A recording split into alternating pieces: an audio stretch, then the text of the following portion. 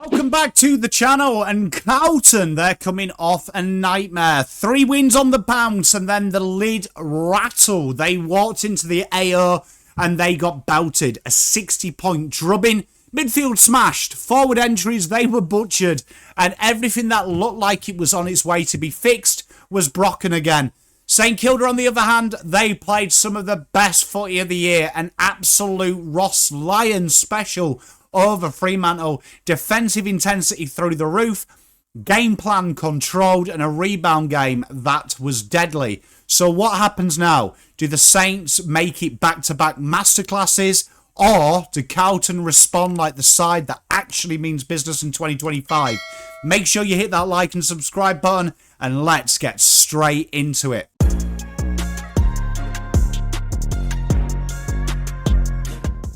So all good fights start at the tail of the tape. St Kilda, they are 10, 4-4. The Blues 3-5 and 13th. And both sides will probably have polar opposite kind of expectations from this situation. You would imagine St Kilda would have probably be about par, with the Blues would be expecting at a bare minimum to be 5-3.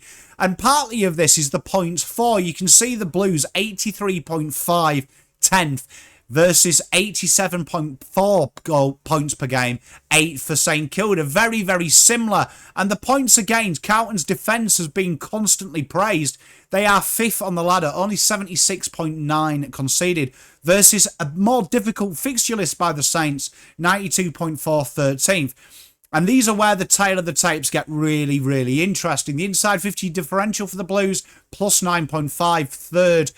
Negative 3.6, conceding more as Saints at 13th.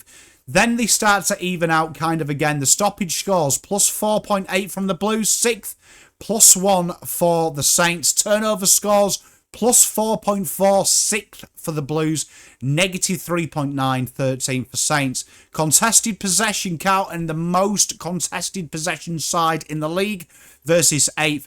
And shots at goal per inside 50. Carlton only converting 42.9% of shots, getting shots at goal versus 50.1. St Kilda, they're 7th. What this shows us is Carlton win the ball.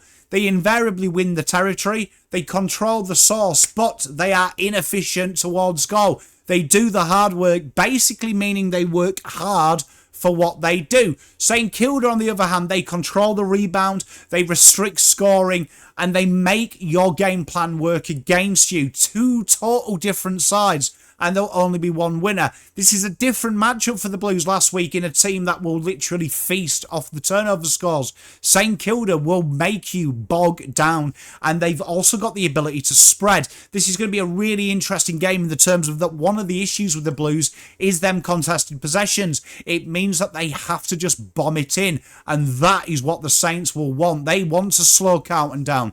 The drop-off from the Blues when they're going at about 20 disposals per a scoring shot, which we saw last week, is akin to all their losses. Slow the Blues down, make them think, and invariably they won't have the answers. An injury crowd over Curnow in one of the key matchups with McKay versus Caminiti and Wilkie, the aerial war. Curnow, 15 goals in his 7 games this year. McKay, he's one of the best contested marks in the league versus a young Caminiti in a new role, and Wilkie. Wilkie's a top-tier intercept specialist, and Caminiti has impressed with his aggression in the air. Wilkie will have to clamp down one of these players, presumably Charlie Curnow, but Caminiti will probably get McKay, and this is going to be interesting. Carlton's scores dry up, and we've seen it last week. Both of them got guilty of good ball hunting. This is what St Kilda want. They will want both of them to start dragging themselves to the same position.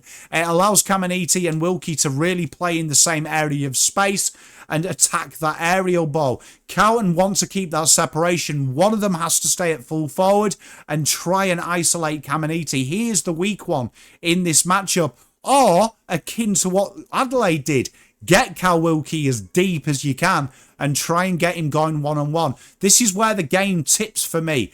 Whoever wins it in the air probably will win the game.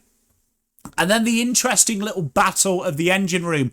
George Hewett has become more of the engine room specialist, and Jack Steele is the engine room specialist for them. They've both got players that now are really trying to be the more sexy, cute player from first possession in stoppage. George Hewett, 7.6 of them. He's 7th in the AFL. Steele, he has 6. Difference being 29.5 touches versus 21.3. Hewett has really been Carlton's metronome. He tries to get first hands on the ball and dictate. Steele has been doing the same, and he's got to try and engage Hewett, as we saw last week with what Riley O'Brien did in the Ruck, to try and give control in the middle. St Kilda can get control quite easy, and it's going to be very, very, very imperative that Steele does this. Usually we see them against Cripps, but I will predict here that they'll try and target this one, because Carlton's second plan has always been, like we saw last week, to bring Cripps into the furnace with George Hewett, which then really slows the Blues down. This is a battle of grunt, and whoever breaks even and gives that outside runner's license to launch, GG's. Tom De Koning versus Rowan Marshall, the Ruck chess match. Two very similar type attribute players, two different methodologies. TDK, 5.5 clearances this year, 2.9 tackles, 4.4 score launches. Marshall, very similar clearances, 3.9 tackles though, 2.9 score launches. De Koning is charged with being the extra mid. Marshall, better around the ground, more marks, tries to break away from stoppage and clearance and try and be that extra kind of intercept type defensive style wall who can slide forward and create a mismatch. This is a matchup of philosophies. TDK has to stretch Marshall into the defensive zone. Marshall has to stretch TDK into his defensive zone. This is going to be interesting. Whichever one of these two manages to dominate around the ground and get them launches is going to be imperative. Marshall, although losing on score launches, has more score involvement percentage. Watch this one closely. The territory battle will come down to these two. And then Chera and Walsh, McKay and Nasir Wanganeen-Milwera. Chera has been charged with being Carlton's distributor from there, while Walsh has been the outside run. We've seen Walsh struggle at the minute to try and find that real happy medium, but to be fair to him, he has stayed away from the ball. McKay, the number one type player you want from Saints. A great acquisition. He is feasting on the work that Steele does and really dictating play in traffic. And Walsh and Nas are going to go against each other as the outside run, as the outside spread. Nasir Wanganeen-Milwera has been massive for their zone exits. This is a spread battle.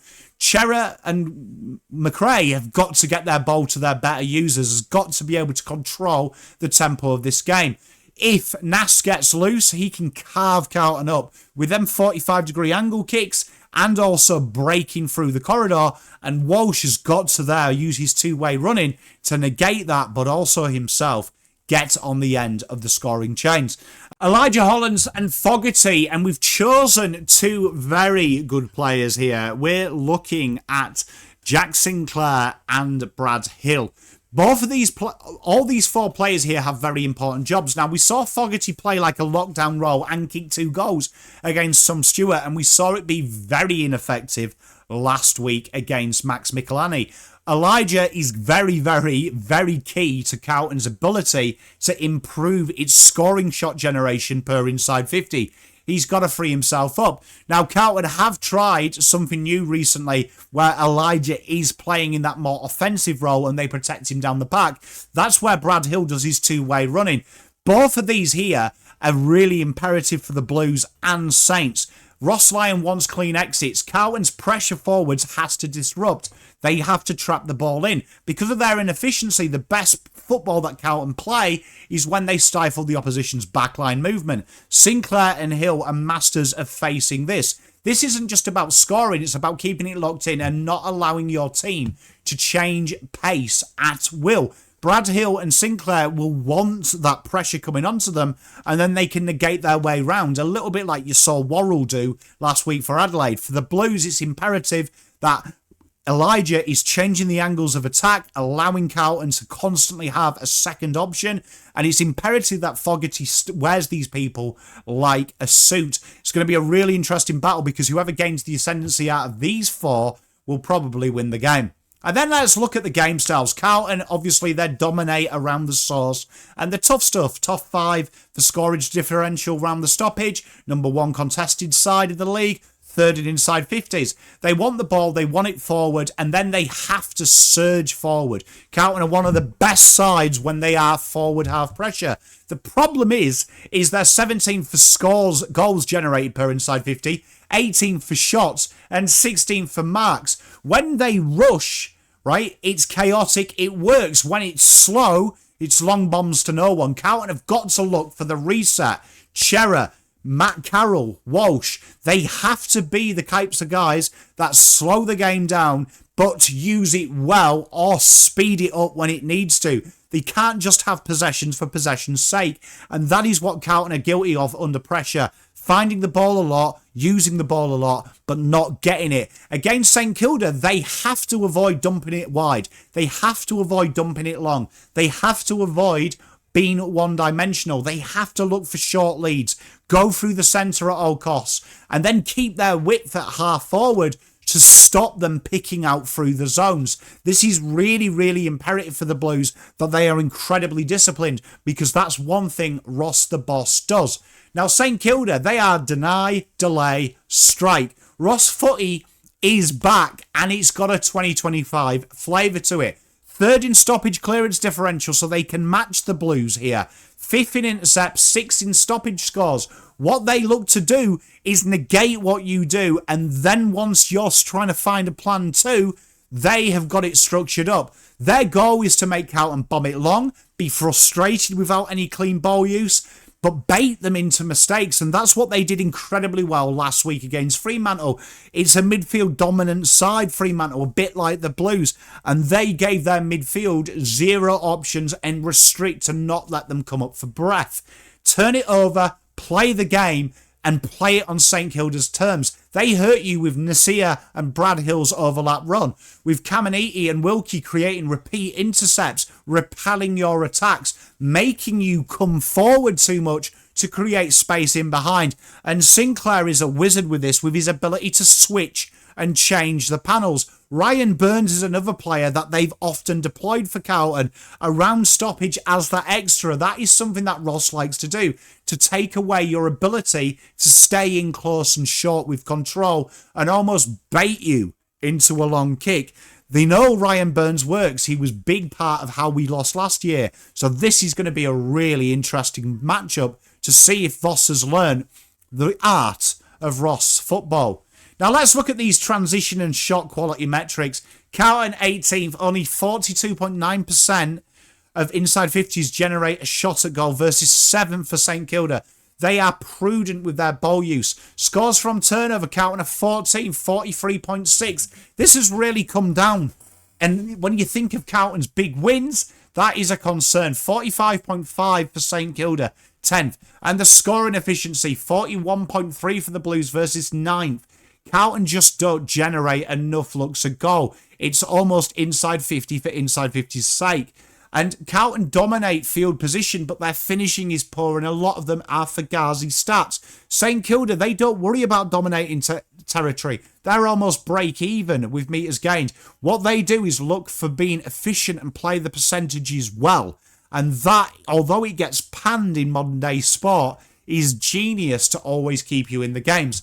Players to watch in this game, George Hewett, he's got to set the tone for the Blues. He's got to win it at stoppage and allow Carlton to dictate the pace. Charlie Curnow needs to be able to break their structure, coming out deep and making it hard. And Tom de Koning has to win his duel around the ground. Last week, he was deplorable around the ground.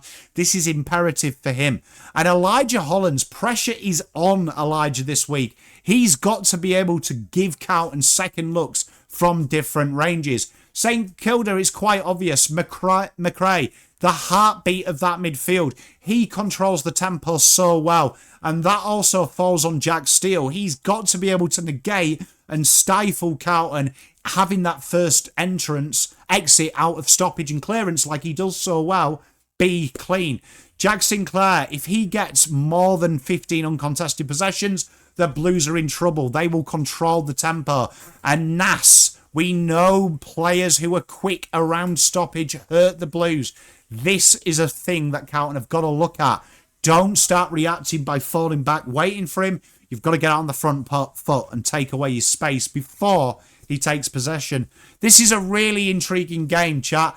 We've seen the best of Carlton at times. We've seen the worst of them. Now we've got to find out who they are against a St Kilda side who I probably blow too much smoke up their ass. I really do respect what they do. They bring shape, they bring structure, they play the percentages, and they drag you into their game style. Once they get a sniff, it's structure meets fire. The Blues have got to show that they can adapt, and St Kilda are the best side to play against because they will bully you into playing their way. The Blue have got to break their structure. Carlton need to bring the heat, bring the structure, bring the belief, and bring the points of difference. Play to your weapons because St Kilda will happily play to theirs. Let's find out if the Blues are serious, or is this going to be another Ross the Boss masterclass against Voss? Let me know in the comments. Make sure you like and subscribe. Make sure you head on to the PommyInOz website as well and buy your merch. I'll be live for this game. Can't wait. See you soon. Peace, love, and light. Pom out. Spent all my life holding all of it closely. I played it innocent, a feel of discontent. I'm finally facing it all, fearless.